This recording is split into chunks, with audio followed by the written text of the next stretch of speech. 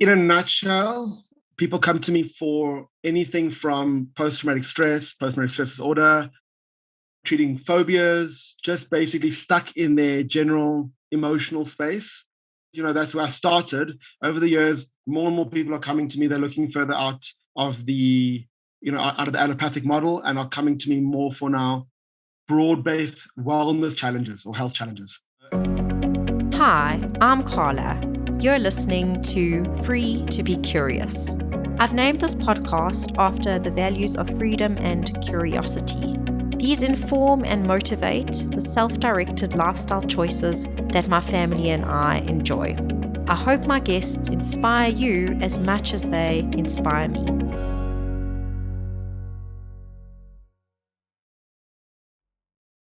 Today, I welcome Lior Losinsky to Free2BCurious.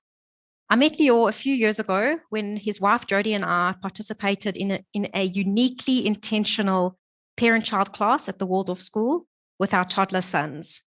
Their knowledge of wellness and nutrition broadened the horizons of my worldview. I met them as a plant-based fundi, and months later had shifted to organ meat eating, broth making, butter and salt loving, fresh milk drinking, now former vegan. I credit this fortunate change to their spirit of sharing valuable information and sound nutritional facts in a most non-judgmental manner, and their generosity in gifting me knowledge in the form of a membership to the Weston A. Price Foundation, which I have loyally retained ever since.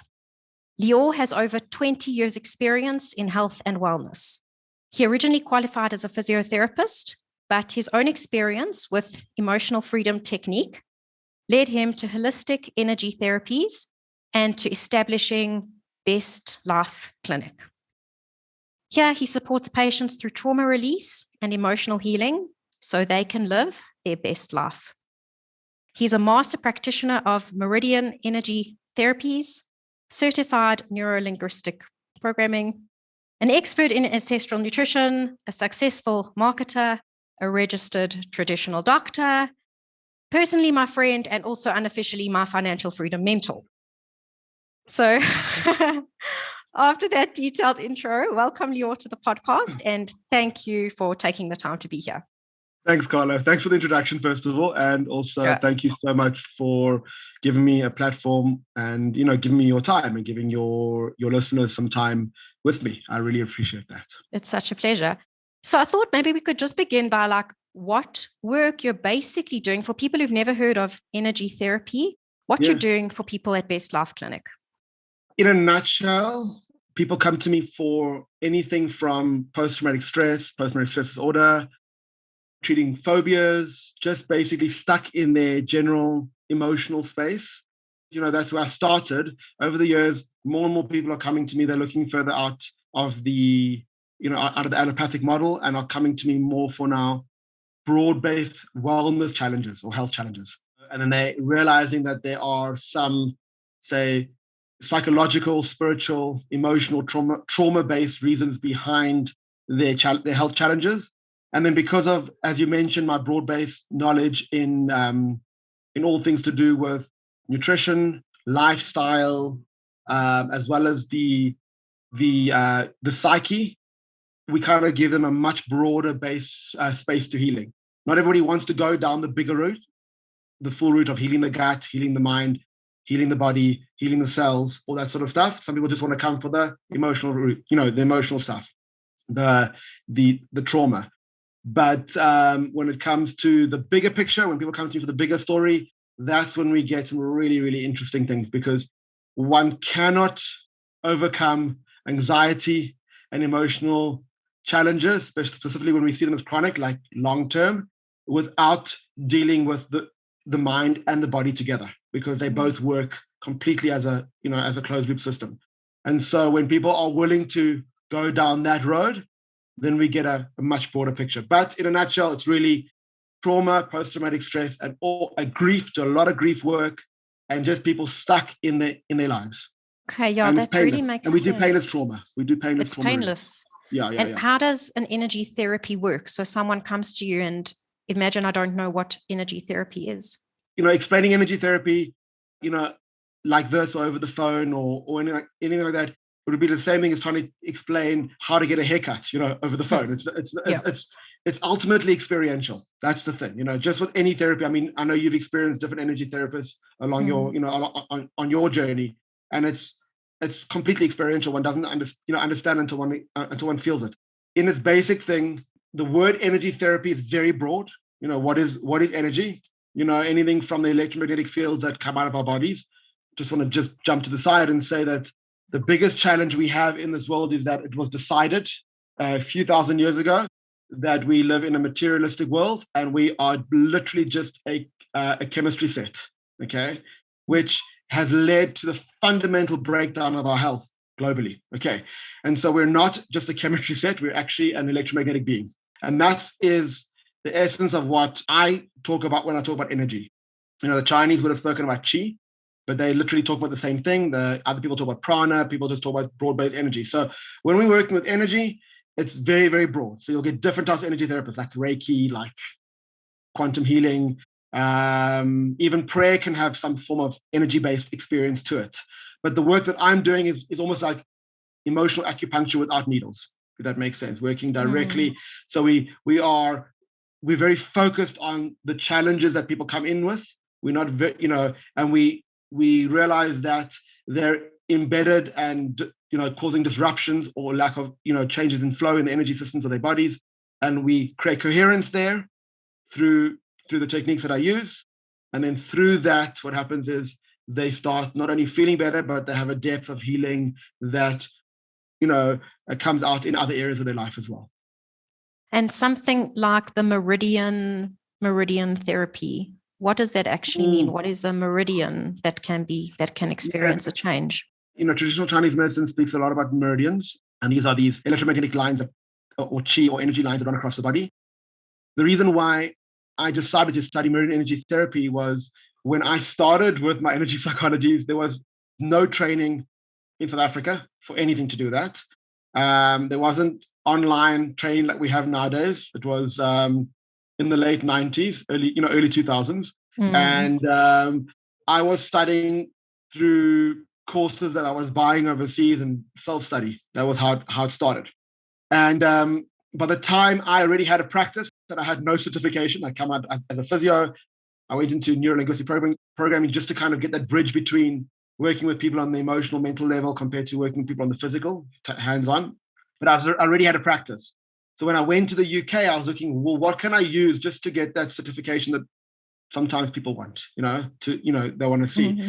And so I had seen one of the first teachers that I'd followed, and she was running what they call the Meridian Energy Therapy course, which pretty much put together all the work that I had been learning in a broad-based energy psychology practitioner course.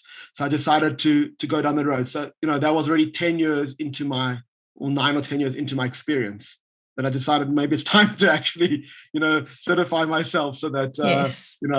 But a meridian energy therapist would be somebody using sort of, these maybe acupuncture points or any techniques that have come from that. You mentioned emotional freedom technique.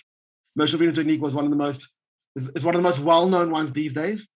It started kind of in America in the mid-90s, and it was tapping on actual acupuncture points on the meridian lines. But since then, even the founder of EFT doesn't even tap anymore. So a lot of the movements have moved away from tapping and accessing these energies outside of even using the meridians. But a lot of people do want that physical contact with their body. I don't do much tapping or any tapping anymore because it's something that I've moved into other spaces, but it's all based on the same concepts. The meridians in Chinese medicine are the concentrational flow of our energies. Okay. And so a classic alternative therapist, and this is something that I'm quite strong about, does not treat diseases, okay? Does not even treat symptoms. They will hear them from their clients or their patients, but will never treat a disease or diagnosis because these are modern allopathic constructs. They're not real, okay? So if somebody gets diagnosed with something, it is just purely the medical model's view of that thing. They've put it together, they have a blood test or they have a a visual test, or they have a set of syndromes or symptoms, and they've made this random diagnosis. In fact, most diagnoses, when I was even working in the medical world, it was quite funny because I would have to reinterpret what their diagnosis was, because it's pretty much Latin or Greek or mixture of the two, to confuse you a bit further. And it's pretty much telling you the same thing you told them back at you. So if somebody comes in with a runny nose and a bit of irritation, diagnosis would be rhinitis. And itis means inflammation, and rhin means your nose. So you've just told me exactly what I told you, but just in a medical term. So a natural doctor, especially an energy therapist, will never treat a diagnosis because it is a made-up construct. Okay, they will listen to the person, what they're feeling. They will take their experience of their lifestyle, and if they're energy therapists, they will primarily look at the block or the disruption in the energy field, in the energy that they're working with, whatever their treatment modality is, and release that. And through that, everything cascades down into the physical body. Okay? That's amazing. You know, what is a block? So I don't use a lot of the word blockage because I primarily use the words coherence and incoherence, or harmony and disharmony. So for me, trauma would cause disharmony. The moment you have a traumatic experience, there is complete noise and disharmony in our energy system. It's almost like a thunderstorm. Okay. It's a disruption. Almost explain it like if you had your laptop and you had a video of a trauma that you could never close, but you could only minimize, and it's always down at the bottom, of your, so it's there, and then by mistake you click it and you get a flashback, and it's always draining your energy system. It's always there. So that would be kind of like a disruption or disharmony, and creating coherence. Another way to explain coherence and incoherence would be going to a symphony orchestra. Okay, if you go to a symphony orchestra, you would take the same instruments, the same musicians, the same conductor. You would listen to them. It would be beautiful, beautiful coherence, beautiful harmony. But if you went there a half an hour before they started and they were tuning the instruments, the same musicians, same instruments, same conductor, but it would be jarring. It would be incoherence. It would be disharmony because they're not trying to work in coherence. And that would be kind of like the difference between coherence and incoherence, harmony and disharmony. Okay. And so when you have any disruption, what the Chinese doctors would call a blockage or an overflow or stagnation, or, each one will have their own language of how they explain the same thing. Okay. Yes. Or, people talk about vibration or frequency, low frequency, high frequency, strong vibration, weak vibration, all these sort of things. I look at coherence and incoherence. That's, over the years, I've just found that to be the most simple way of explaining, because people know they feel incoherent. When you're having anxiety, or you're having a difficult time, or we have a fight with a family member or a friend or a loved one, or, our kids, we get that it feels like disharmony, incoherence in our body. We feel, and then by just doing a meditation or, just simple things, we just do breathing, as, my wife does breathing. Just by breathing, you can create coherence and harmony, and things start flowing. But that doesn't always release the bigger underlying trauma or picture or pattern behind the scenes. So that's if that explains a bit better. It does, definitely. And can anyone have therapy, energy therapy, any age, any person? Yeah, of course, because we're all energetic beings. We're all electromagnetic beings. And how do you know what therapy to use? Like, how do I know which one to use, or how do they know who to go to? I think, how do you know what to use on a person? That's experience. Okay. It's like if somebody's a sports person, listen to this. Like, how do they know, like, what shot to hit in a tennis? And how do they know, which pass to pass in a football match? Or if somebody is, you came originally from being a chartered accountant. Like, how do you know which formula to use? It's just, it's just kind of like, in the beginning, you like follow formulas. Yeah. And then eventually you kind of just know. You've done it so many times that you see these patterns. It's not my treatment. It's my client's treatment. It's their therapy. I spend quite a bit of time just speaking to them and finding out why they're there. And I don't want their full story. I literally ask them in a very short paragraph. You cannot give me a long story. I don't want to hear it. Why are you here? Everybody knows. They always come to me. They're at breaking points. And they're breaking points. And so I want to know, what is that point? Because that is the point of the most power. Not, what happened in their childhood, unless it was important. So let me just show you another point of view. If somebody has a trauma over here, and here they are, they can't experience their past traumas They experience their present experience of their past traumas. Okay. So whatever they experience now is the point of power. So imagine a string between the two. Wherever you cut it, it'll collapse. Okay. And so how do I know what to use? Well, it's, you can kind of see. I follow some very simple processes. Would it be okay if I share something with you? Absolutely. Okay. So for me, all dis-ease, disharmony, anything, I'm not talking about some, I'm talking about every single one. For me, there is no pathogenic experience. Okay. Yeah. The entire thing is internal. Okay. I didn't make that up. It's been longer than what we see as a germ theory. So I want to just add that in there. Not that it's the most important part of my practice. It's just that it's spoken a lot these days about, about these sort of, okay. And so for me, everything sits in a triangle. Okay. The top of the triangle is the most important one, which is your psyche. Okay. That is what is the driver of almost all health challenges, emotional, physical, spiritual. That's the driver of it. But it's not always the be all and end all of it. But the bottom two corners would be, in no particular, it doesn't make a difference which side they are, starvation and poison. Okay. So what would be starvation? Starvation would be your modern malnutrition. Yeah. Okay. Even poor nutritional choices, out of conscious choices. Yes. Again, each person has to go on their journey. Poison is obvious because I'm not talking about starvation like emotional starvation or a relationship. That goes in the psyche. That's why the psyche is so powerful. Okay. And then the bottom other corner would be poison. And poison would be on the lines of the air we breathe, the water we drink, the EMFs, electromagnetic fields, what they call electrosmog. Poison would be, sprayed on our food, in our soils. Okay.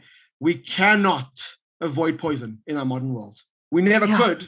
So I've always explained to people, poison is a big challenge because maybe before the Industrial Revolution or even sort of major sort of, chemical onslaught on the earth, we would have short, intense, poisonous experiences such as earthquakes and volcanoes and those sort of things. So we do have the capacity to handle poisons. Nowadays, we don't have as much of that anymore. Okay, we do have those, but we have a continuous medium to high grade poisoning happening all the time. It used to be episodes, and now it's just perpetual. Constant. Yeah, perpetual.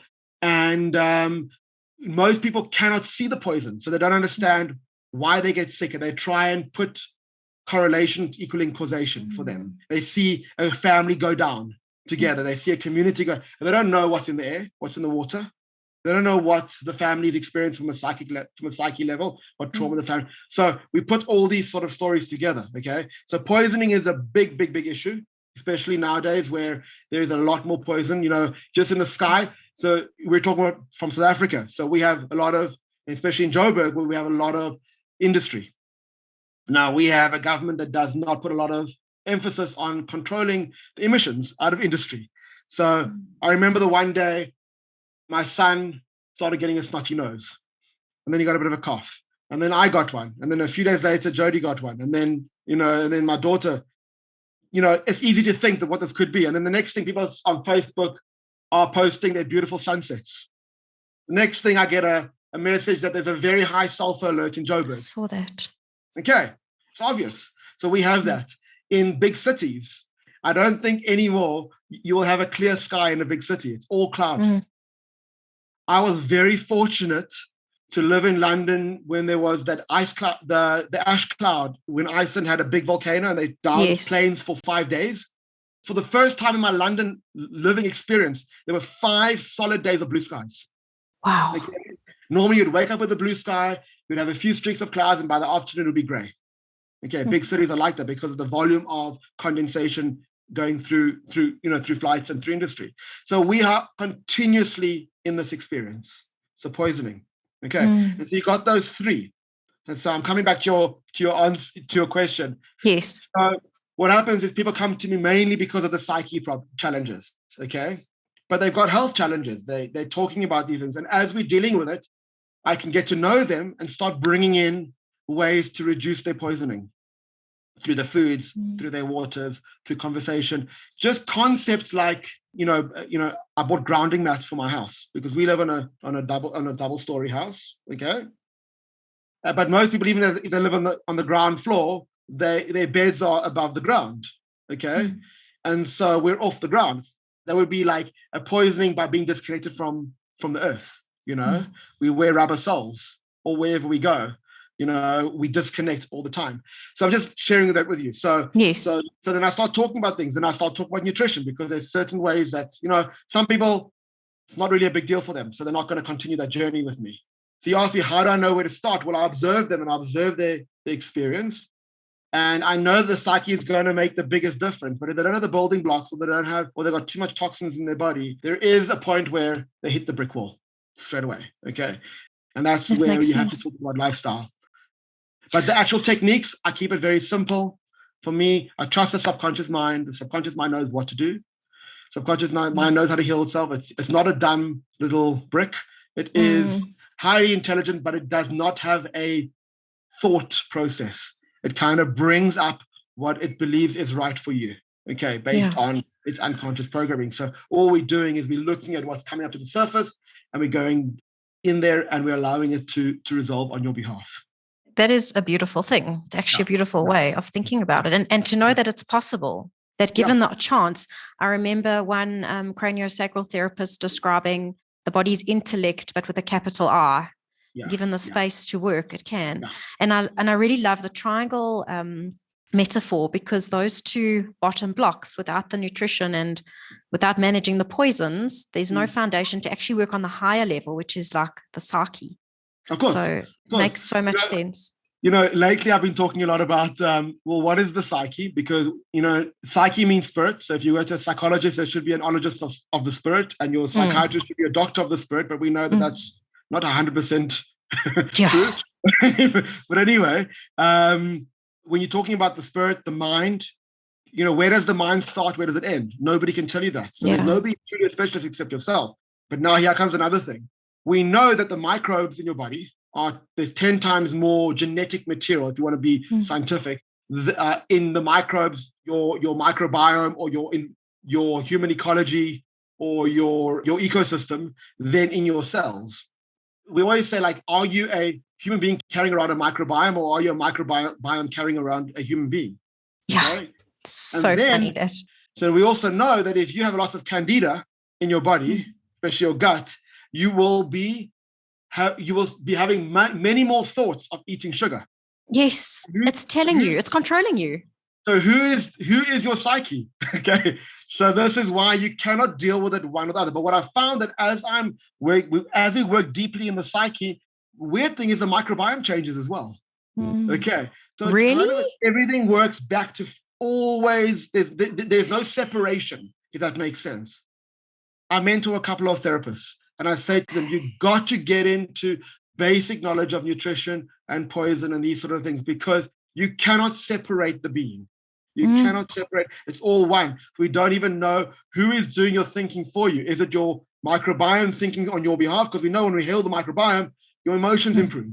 So when your emotions improve, the microbiome improves, and it works together. So, and if you eat the right food, you suddenly feel better and you think better. Yes. If you detox, you suddenly think better and you feel better. So what is controlling your thoughts in your mind? So it's a very fascinating topic. I don't say I'm the owner of the knowledge. I'm always observing this experience and seeing that it's way more interesting than just going to a therapist to treat your trauma, because if they're underlying self-destructive eating patterns or drinking patterns or toxic patterns, it's often very difficult to overcome to the next phase of your healing. Exactly. Okay. So I don't think I've ever had a conversation with you where I haven't stood back and learned something astounding. I did not realize that by healing the psyche, the gut got better. I've always looked at it the other way, like heal my gut to improve the psyche. So now it works both ways. It has to work both ways, because every single living being in our body and around our body has got a consciousness. That's hectic. Let me give you an example of what made me start thinking this way. You can see on my hands, these are phototherapy patches. Okay. So what we discovered through the research, as we add light into the body, you're increasing consciousness, biophotonic consciousness. Okay. That's why every single culture had something to do with the sun, some form of sun worship in some certain ways. Okay. What's interesting is that people's microbiomes heal just by putting a phototherapy product on their bodies. maybe what happens is people start consciously feeling better and they start eating better. I don't know, but either way, Yes. there is an interaction between the two, even the interaction between the heart field and the brain. There's more connection from the heart to the brain than from the brain to the heart. So we know energetically the heart actually has more controls that brain experience. Now, how much the brain has to play in your mind, I don't know. I think the mind is no one knows. Yeah, I think the mind is the entire being, and then also outwards. I'll talk about a few other things, but I don't want to hijack the conversation. Okay, no, that's great. I'm loving this. It's excellent. But I wanted to just ask a quick question about microbiome and the gut is trending now as if it's a new discovery. But in terms of the nutrition philosophy in the Western approach, this has been known for many, many years. So when you tell people balance your nutrition, get that right as a foundational, what kind of nutrition are you talking about? Okay. So first of all, why is it trending? Because what happened is it's not because the Western medical model changed. They were forced to change because the entire premise of the germ theory was that our bodies were completely sterile. Okay. Yes. Entire body, not just our guts. Our entire bodies were sterile, and anything that could be grown on it was pathogenic, causing disease. Okay. Ultimately, when they ran out of diseases for microbes, they had to go smaller. Okay. Yeah. But the entire germ theory for me is very entrenched in the evil spirits mentality. Okay. And you can't see them, but you go to your high priest and they will take care of it for you on your behalf. Okay. So I'm just getting that there. So that was the history of it. Then you come to the gut, and then they say, well, okay, fine, but the gut is definitely sterile. Definitely sterile. So everything is based on sterility. So even the food we eat, as long as we cook it, we process it, the idea of fermented lactofermentation, the fermented foods, which has got wild fermentation, would freak out a sterile person. Because these are bacteria in here, Yes. And they even have got very scary sounding names as well, these bacteria, So this is a story. So putting any form of drug or chemical or anything in your body, antibiotics, is causing sterility. And that's great because in the old Western medical model, that was a good thing. The more antibiotics you could take, the better for your health, always. You got to understand the history of this. What happened is that people getting sicker and sicker, and people go, oh, wait a second. Then they hear somebody heal their gut, and then their body heals, and they go, well, there's something going on here. So I always believe that trends happen not because of the model. Okay, the model didn't shift; they were forced to move. Okay, so the microbiome trending, but ultimately, it's, as I said, it's not just the gut; it's in essence the entire experience. I don't know my exact numbers, but if you look at volume and diversity of bacteria and fungus and parasites and all the things that live and eat off our bodies, okay, and with us, I would say that they say at least we have a diversity of drops of about 50% in the last sort of 50 to 70 years, okay, and we have a volume of around 70% drop of volume. That's like extinction levels. Yeah, exactly. Now, if you did that to the soil, which we're seeing, you get massive topsoil runoff, you get crop failures, you get droughts, you get desertification. Okay, you see that, So building the microbiome, I always look at some of the best people that have the most knowledge in health are biodynamic farmers. Yes. Okay, why? Because we are part of the ecosystem, and they would never destroy their soil, because that is the basis of life. The life of their plants and the animals that eat those plants. Okay, and so we have to think the same way. And whenever I think of microbiome, I think of compost heap. Okay, you would never pour chlorine or chemicals in your compost heap because there are bacteria there. So this is something. So just the idea that looking after our microbiome, looking after the bacteria, funguses, everything in our experience, we are part of the whole. We are one, one yes. of the whole and the whole of the one. And I'm going to get into that now in a slightly different way. So everything needs to be based on, I talk philosophy because I think people are smart enough to work out the nitty the nitty-gritty and the little bits that are going to be right for them. Okay. So when you want to look after the entire being. So when you look at your food, it's very simple to move on a journey towards health. One doesn't have to go to Western Enterprise and to look at the 11 principles and go, oh my gosh, I'm nowhere near that. It's like you look at the two things of food, McDonald's or homemade burger. Okay, I'm just looking, you know, gut, which one is healthier for you. So if you just every day made the slightly healthier decision. Yes. I'm looking at people that are often coming from a rock bottom experience, okay, literally in the dungeons below the basement of their health. They don't really know anything. So, is it like your Pringles junk or like a kettle fried chip? You can make a difference. You can actually make a choice. That's the 1%. It's a 1%. 1% change. And then after you do kettle fried chips for a while, you go, you know what, I want to improve.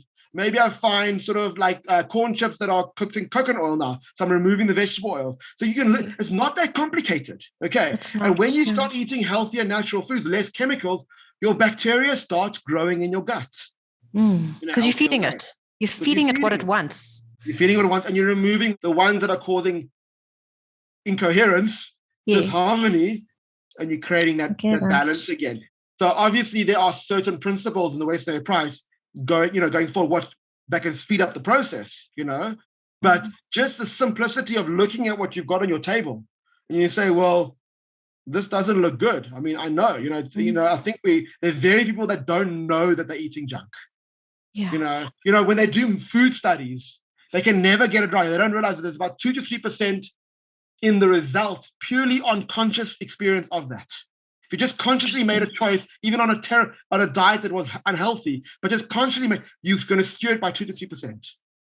And that's all that counts, really, to make a change. It's a start. That's the start of the process, just making a conscious decision. And then bit by bit, you move towards a better experience, And so the Western Enterprise is a great sort of plug and play thing. So you don't have to go and they've done the research for you. We're looking at wholesome foods from nose to tail eating on the animal, from a wholesome upbringing, the animal, and plants being grown on healthy soils, and preparing your foods optimally for our digestive systems and our health.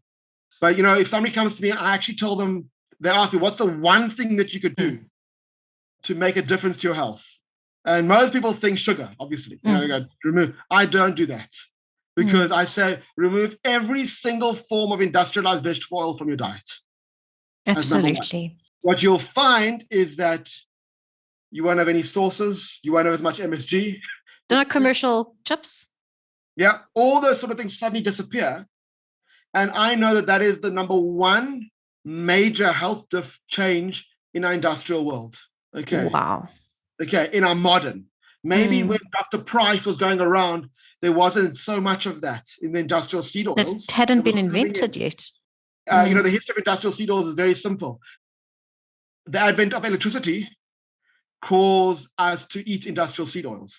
So can you define what an industrial seed oil is for our listeners? Basically, it's well marketed as a vegetable oil, but it's not a vegetable. It's a seed, first of all. Okay.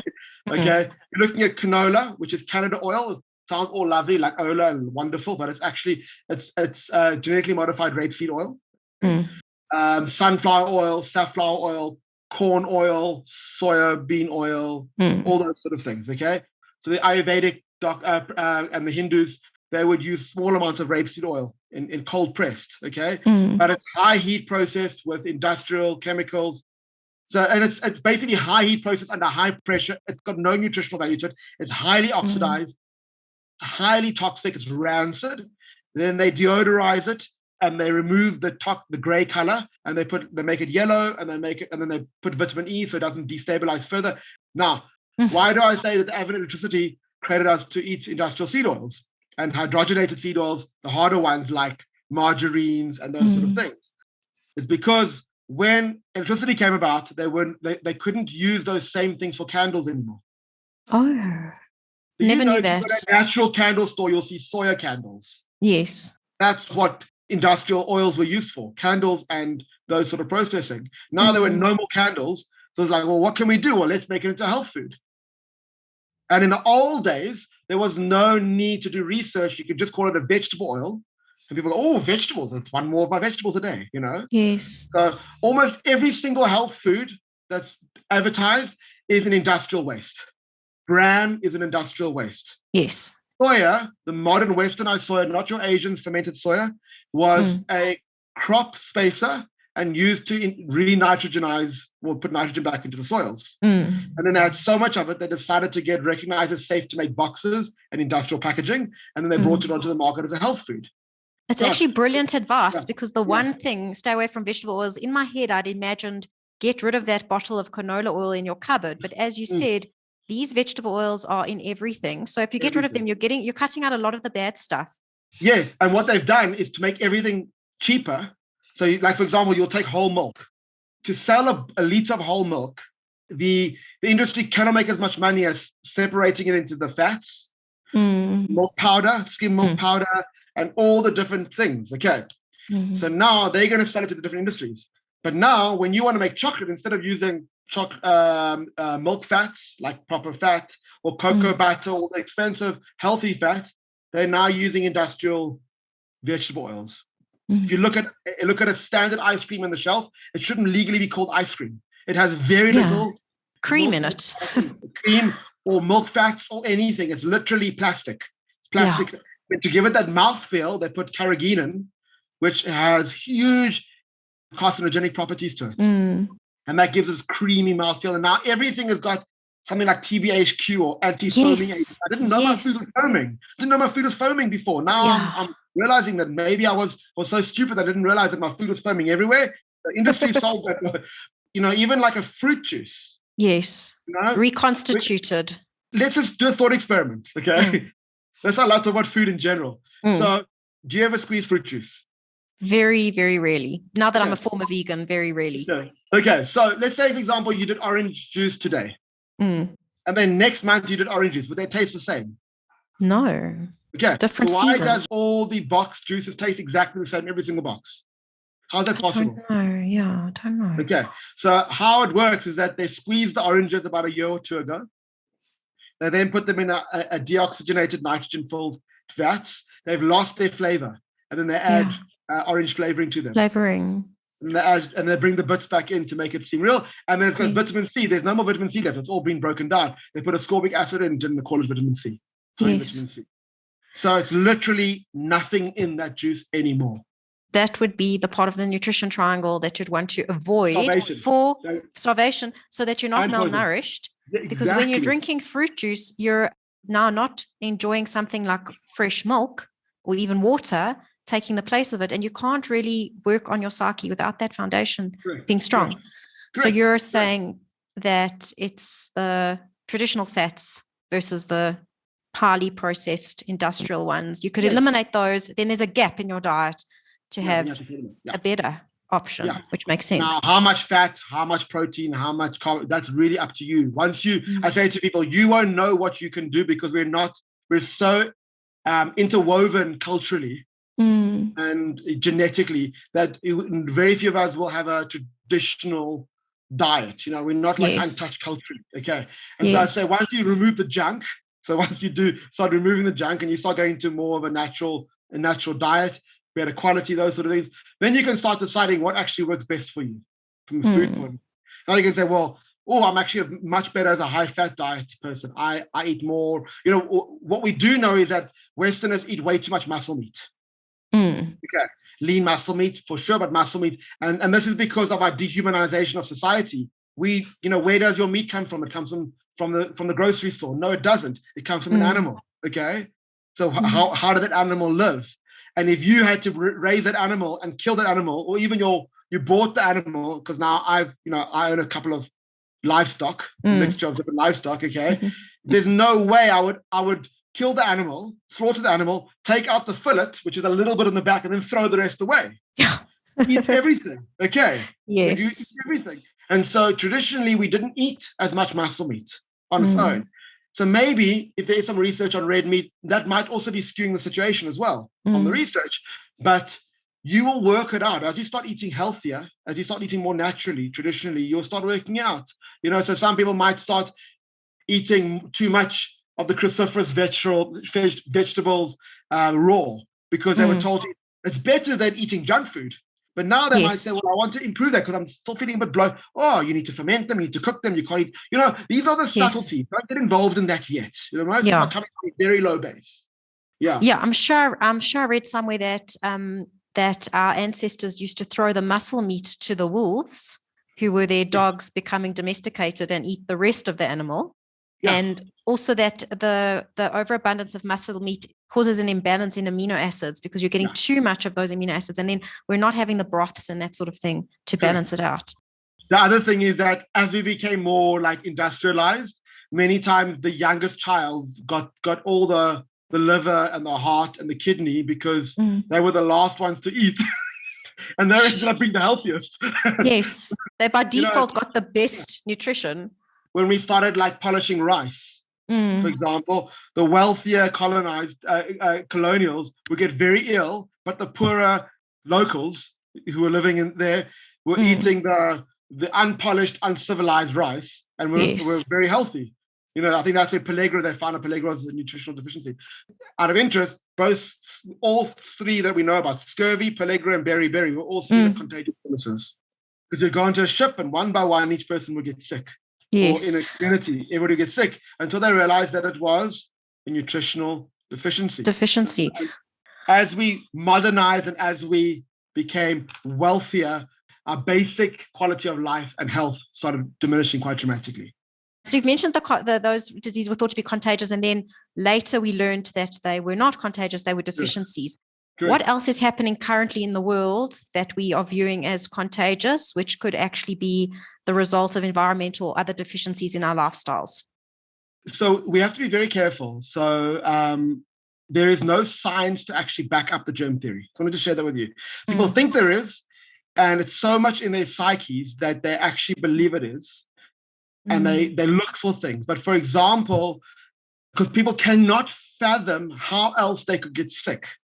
And the reason for that is that it's not, as I said, it's not just about the bad pharmaceutical industry or It comes from how we control human beings. Okay. So as I said, there's always been a higher priest that's controlled you if you let them, so from the history of religion, again, the exorcisms, if you look at the Black Death, you look at all these sort of things, they were always looking at, that's why they could easily sort of blame certain populations, certain things, because they were disease carriers, because it's a divide and conquer story. Okay, how to make people scared of the world.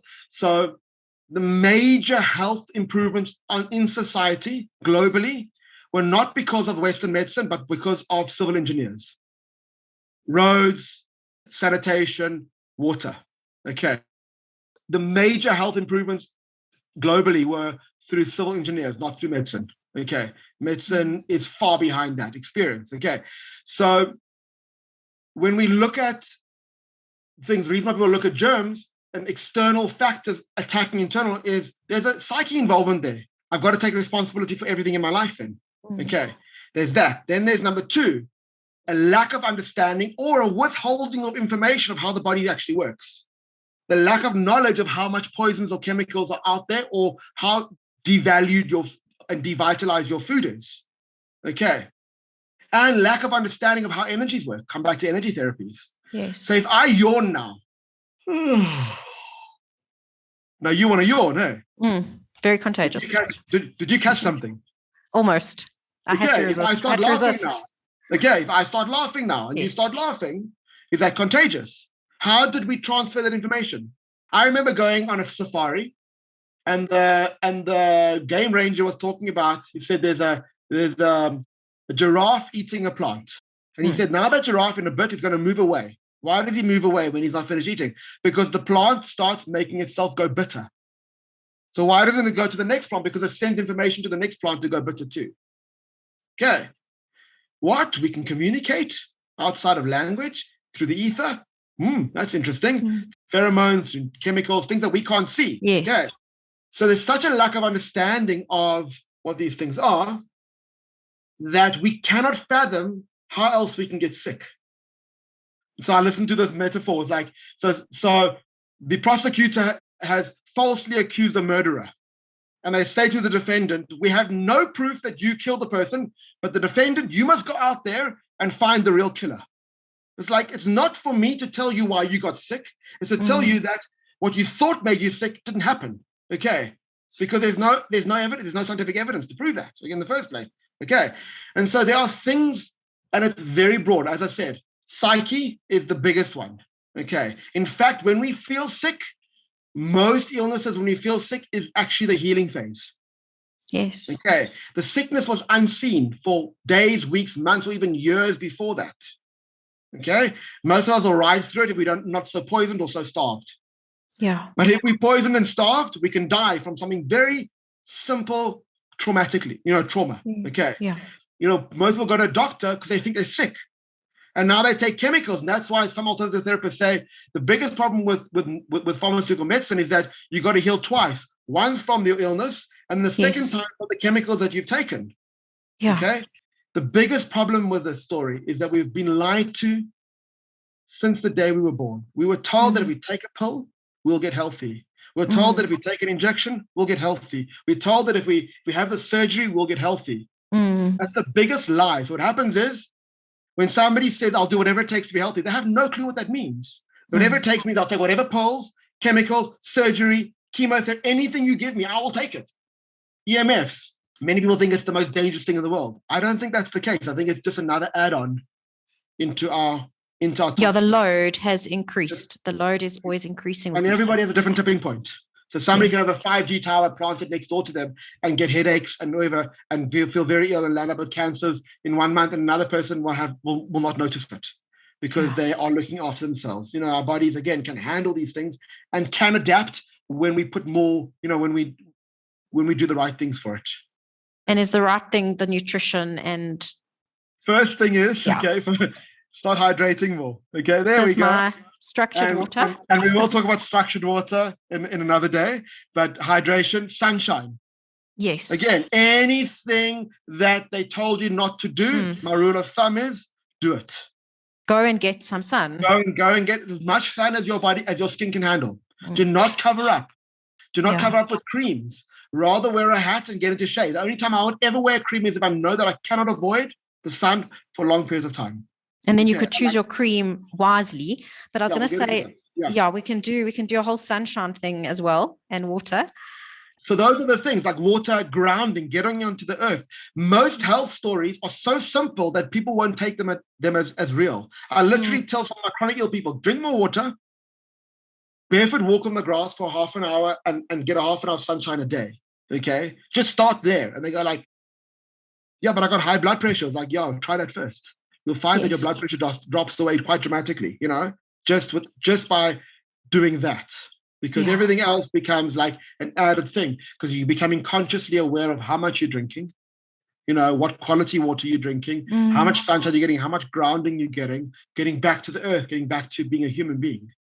I would add on to the 4 pieces of advice so far that I've taken, which is of such value, is cut out the vegetable oils, drink the water, get the sunshine, and touch the earth, the soil. Yeah, exactly. What you mentioned before. Yeah. The secret is in the soil.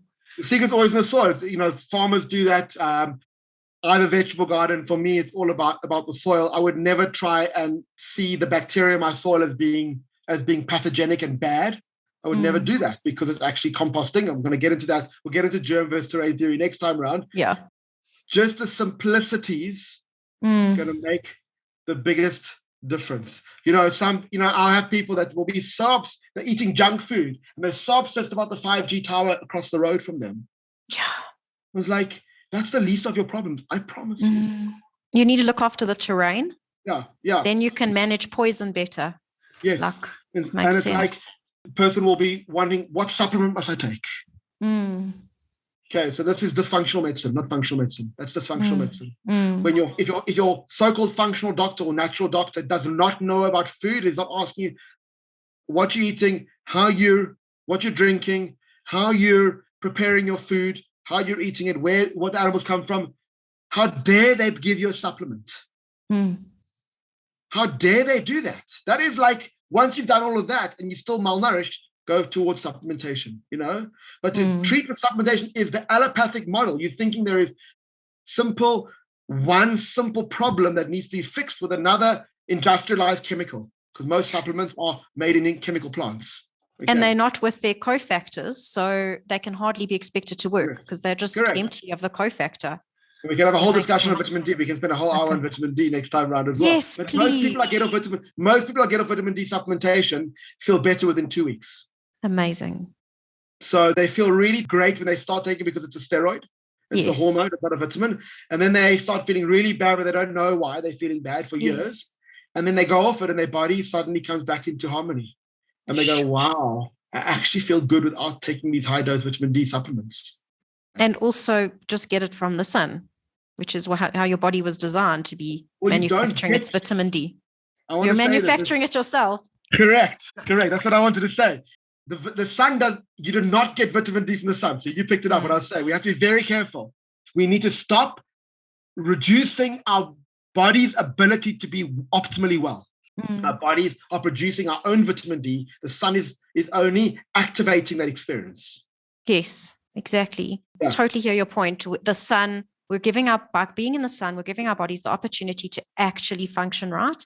And I think it just ties back very neatly to what you were saying at the beginning with the psyche. It's like it's got the ability, that subconscious has got the ability, if just given the chance, and the body, given the chance, has got the ability to be in perpetual healing from all the chemicals. And they're both so similar and they're working so closely together, but they need to be given the chance.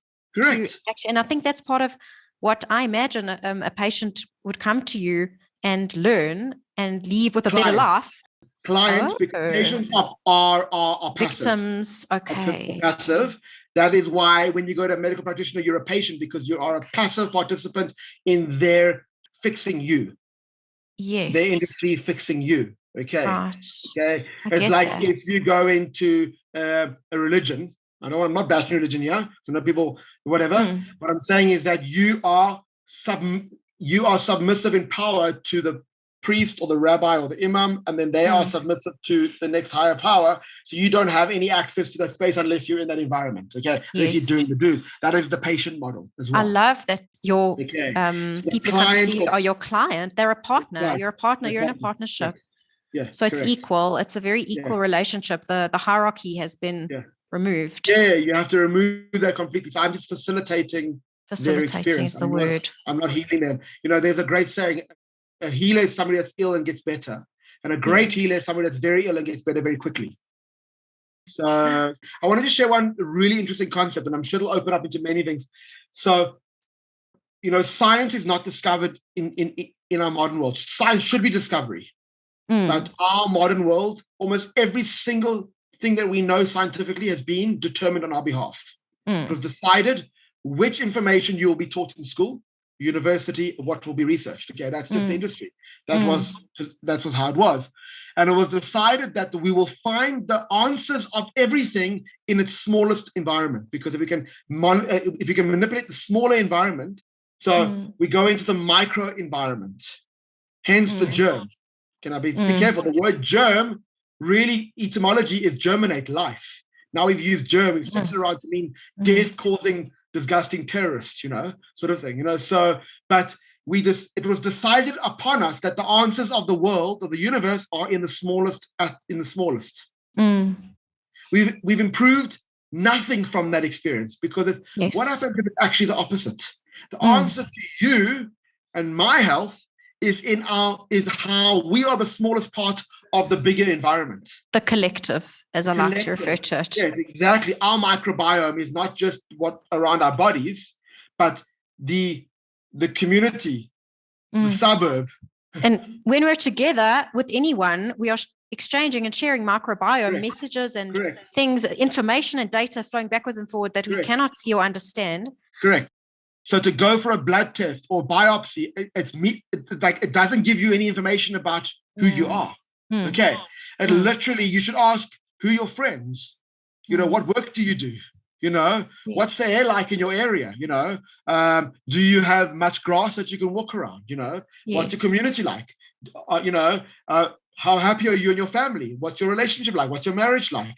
And then go further outwards and outwards. Like, what's your country like? We were in in Umhlanga the other day in Durban on the coast, okay? And everybody just come from an extreme high level stress of their lives in Johannesburg, along with stage 6 load shedding after stage 400 COVID or whatnot. And they all relaxed and they all got runny tummies and they all decided they had E. coli. I don't know how they knew exactly which coli they had, okay? They couldn't see it, okay? And mostly people did not swim in the sea, so I don't know where they got their E. coli from.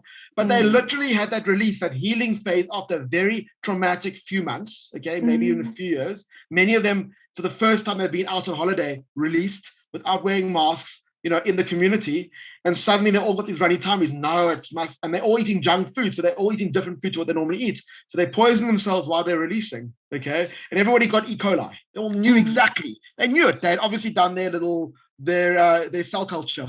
Okay. I see. They'd seen it at the hotel. on the agar jelly, and they go, "Oh, that's E. coli for sure. Yeah. I definitely got it. That's why I'm sick." So looking at the bigger picture to understand your own experience is probably more useful than the smaller picture to understand your experience. I think that's what makes your practice so powerful in the work that you're doing at your clinic, is that you're observing the whole person. Although you're asking them for a small paragraph, you're looking at them and you're finding out what is going on holistically, as opposed to like drilling down on like, oh, your blood test says that your vitamin D levels are fine. Meanwhile, nothing's being absorbed in the gut, as an example. My favorite is when somebody says to me, my hormones, they'll say my hormones are all out of balance. So how do you know? I did a static blood test. Okay. Well, what are you actually feeling? Okay. Oh, okay. So you are feeling completely emotionally overwhelmed. Okay, cool. Anything happen like a few months before that? Yes, I lost a loved one traumatically. Okay, well, maybe your hormones are actually trying to help you, but by being thrown out right now. So let's ignore that story. Let's focus on this. I had a lady that came in with polycystic ovaries and the whole sort of fertility story. And we just dealt with trauma. And now she has just hormonal dysfunction. So basically she said, it's actually, my body's unwinding. Okay. Yeah. My body's literally coming back. And we've also improved her health and her diet, her certain things, but her body is unwinding to become fertile, which means she's becoming healthy. That's like an absolute gift to be able to heal your body in that way. Correct. So let me ask you, how do people find you if they want to come and see you and experience these healing processes? Where do they get hold of you? They could ask you for my number. Okay. Great. So no, my clinic's the Best Life Clinic. You can search it online. I am piggybacked onto Body and Mind, which are great sort of, they have a lot of great therapists there and courses. Although locally I'm in Bryanston, Johannesburg. A lot of my clients, I do Zoom. I don't like to do my local clients Zoom because people do want to be face-to-face, but I have clients all over the world. So Zoom is, not an issue. And you can get most of the food-based things or the healing stuff in most countries. I'm working with a lady with unfortunately diagnosed breast cancer. But she's doing a lot of great work. She really has a great base. So I want to share with you, because I know maybe a lot of your clients, a lot of your listeners are kosher, okay? She lives in New York, in the sticks, in a Hasidic community. She can get organic everything because she has incredible. She has organic Hasidic farmers. That's incredible. I need to let people know about this. She said to me, how do I make my bone broth?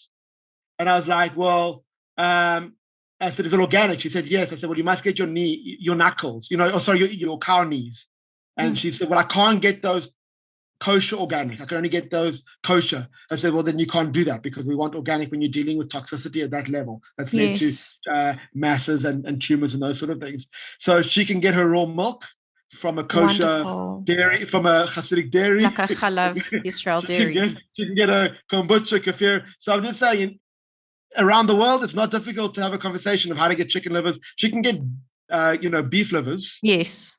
From her grass-fed farmer butcher down the road. So, when you have a way, so I work all over the world, but Best Life Clinic. And then, if you want to get hold of me, it's Lior, Lior, at bestlifeclinic.co.za. My number is South Africa, so whatever the code is, 071-316-8450. And yeah, I would love to help anybody that wants to help themselves. Ultimately, most people, unfortunately, want relief from their challenges. Very few want healing. Okay. Yeah. Because healing needs to start off with personal change and awareness and then change. So although I don't push people from the beginning towards that healing, and most people want to start off with the relief because that's all that they know. You can have the possibility, and you deserve optimal wellness. Okay. Don't give yourself anything less. It might take a full life's journey to get there, but don't accept anything less in your life. In the allopathic model, the average human being has accepted a disgusting level of health. They've accepted a disgusting level of health, and therefore they will just continue to accept worse health as part of their experience because that's all that they know. They know for them, all they've ever been told, because their friends are like that by the time they're 65, I'll be on average of 14 medications a day. Statins for this and something for the high blood pressure, something for the liver. Correct. Because they've accepted such a low level of health. It's two things. It's like, know your worth. You're worth much more than that, and raise your standards for what you can expect for being healthy. So that's amazing. So teasers for next time. We're going to touch on German terrain, vitamin D. I mean, not touch on, let's go deep. I like to go deep. At some point, we're going to go deep, German terrain, deep vitamin D, and that's just some teasers to look forward to. Talk about water. We'll talk about water. Yes, we have to talk about water. We'll talk about water. We're going to talk about water. We'll talk about light. We'll talk about whatever your listeners want to talk about. And if you want to, as I said, I know we mentioned before, if people want to in the future do Q&As where they can do live Q&As or even email questions that they might have, I won't be diagnosing or treating any specific so-called conditions, but if it's a question that can help a broad-based level of thinking and philosophy and wellness, I'm happy to attack that. Okay, that's fantastic. Thank you so much, Lior. It was such a great conversation. I feel very intellectually nourished right now. So thank you so much, and look forward to hosting you next time. Thank you, Carla. Thank you for your time. Bye. Cheers. Thank you for spending this time with me. I love getting to know my listeners. So please do subscribe to my podcast on your chosen podcast app. Engage with me in meaningful conversation on my comment-friendly blog, and send me an email to share your self-directed life story. My website address is free2BCurious.com, and my email address is carla@free2BCurious.com. I really look forward to getting to know you.